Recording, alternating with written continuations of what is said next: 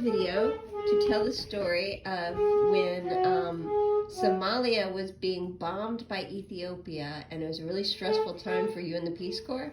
Mm-hmm. What happened? Okay. Patty King had a best friend named Sharmad Jama Abdi, Sharmad.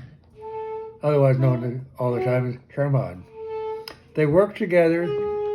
Sharmad was head of the WHO clinic in Hargeisa, and then our town got bombed by a couple of Swedish medium bombers and 3 Vietnam-era Sabre jets. And they shot the hell out of the town and didn't kill anybody, but they scared a bunch of people. And they destroyed the drum containing the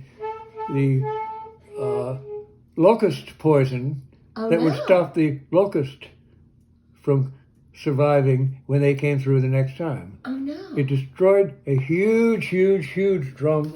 I mean, like 100,000 gallons and more. Oh wow!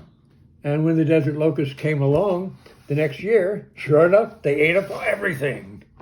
Huh? And the plague was just uncontrolled because we had lost the number 2 diesel oil is what they mix the pesticide in, and they spray it all over the locust. But anyway, anti-American sentiment at the time of the bombing was pretty high.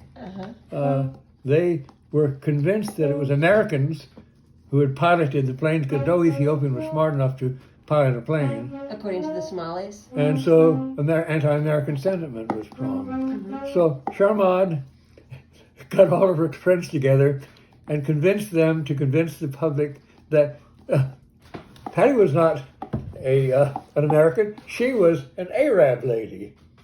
Patricia Mary Hogan was... Well, that was a tough one, but anyway, that girl is an Arab. So she did not get stoned. And that's the important thing. That's really cool. That's really cool to have that kind of friend. And she got one benefit out of that, which was to get a ride home free, round trip.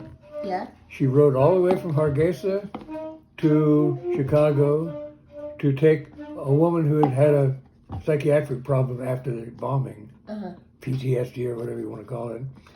And so she took this lady home, and that way she got to see her folks in Des Moines on the way home, and then my folks in Norfolk on the way home. So it was a very nice vacation for her. I imagine it would be weird meeting the parents for the first time when you've just been through a bombing. I thought about that. It was so normal for y'all to have just been through a bombing that... And you think, well, gee, maybe they had sent her home. She had to go.